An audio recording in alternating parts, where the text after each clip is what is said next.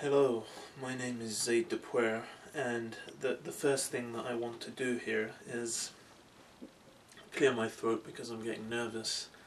For some reason I have this unnatural, bizarre reaction to the camera, even though I'm in control of the camera effectively. I'm in control of the editing, I'm in control of the planning, the scripting, even though there's no script. I'm in control of every aspect of this video here, but as soon as I turn this camera on, it's like I feel I'm under the spotlight of millions of people or something, in front of millions of people, and my mind starts freezing. In normal circumstances, on subjects that I'm interested in, I can speak fluently for quite a time, hours. I've been known to put many people asleep in many different circumstances, maybe because of my delivery or the tone of my voice, or maybe it's the content for some people, I'm not sure. But the point I'm making is usually I'm not so nervous and usually I don't freeze, but I have a lot of things I want to talk about. I have a lot of things I'm doing, a lot of things I'm planning. And today I wanted to talk about ideas. And I'm a writer, a researcher, I'm an artist. I'm moving into making films, documentaries, and maybe some movies as well, short films, and maybe something longer than that. But leaving that aside, I have a lot of ideas, and I write down my ideas. I have a notebook, I have many notebooks. If we look here, I even have titchy notebooks that I keep on me when I go out on my various escapades, and I write down if an idea comes to my head, or even if it's a dream that I remember, I write down my dreams. That's one of the things I do. I write down my dreams every day when I can remember them, and I even keep a notebook right next to my bed so that I can write down my dreams. There are many reasons for that, but I don't want to go into that issue. This is not my topic. My topic is ideas. Ideas, of course, are the basis of really all human civilization, all human culture, all things that humans are defined by, their intellect, their speech, things like this, their ability to reason.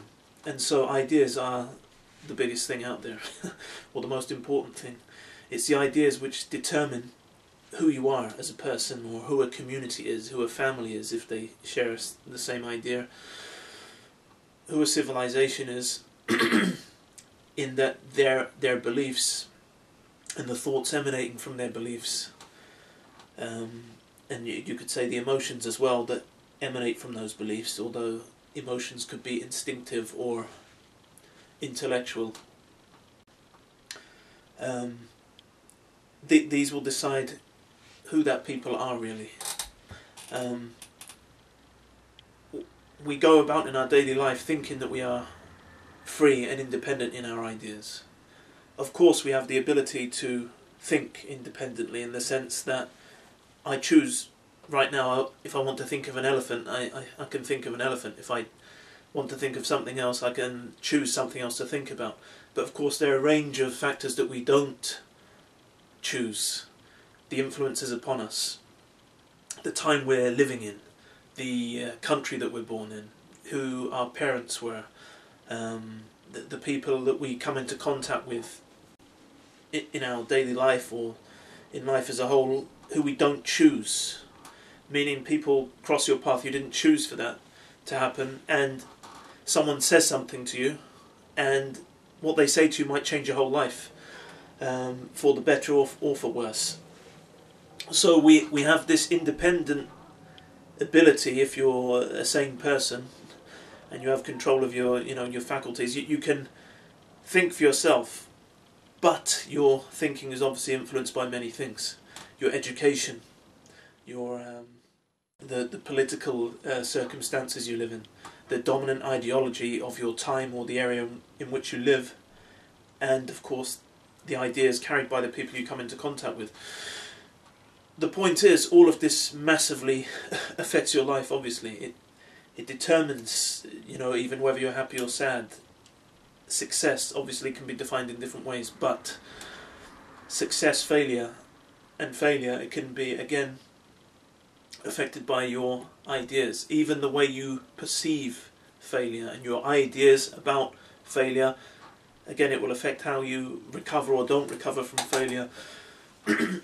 We basically, when we go into this topic, we're talking about the basis of the human struggle. And if we look at the human struggle, it's like a struggle of the body and the mind, in that you have ideas and then you embark on a journey in the long term to maybe fulfill some of those ideas. In the short term, you fulfill small ideas. So I have a thought and then I implement that into an action.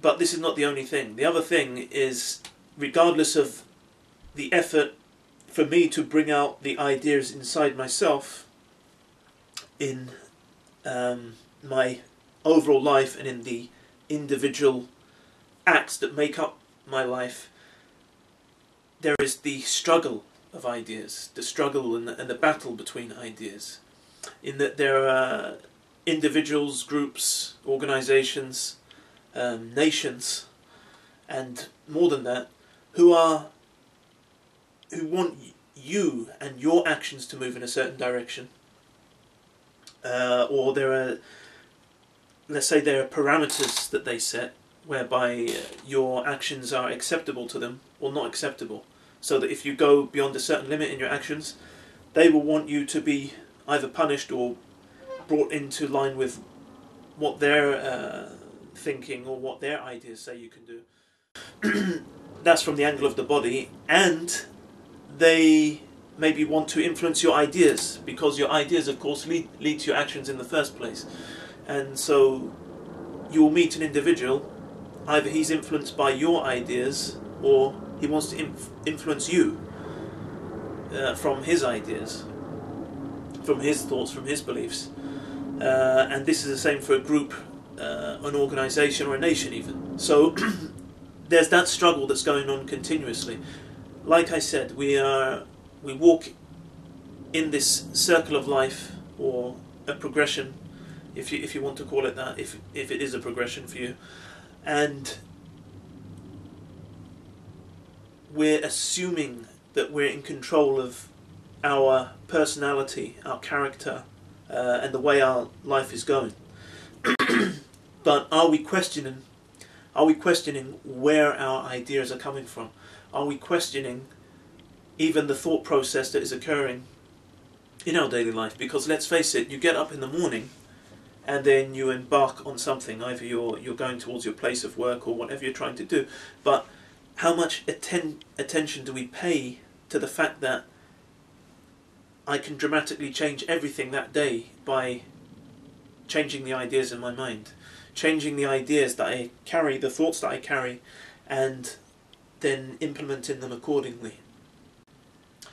You wake up and really there's a plethora of corridors to walk down. And those corridors, those channels of activity and exploration, they start with the ideas in your mind. So there's like an inward world of pathways opened up, and then you choose which of these pathways you want to walk down in your daily life. Okay, I've gone over time. Don't want to make it too long. Over and out.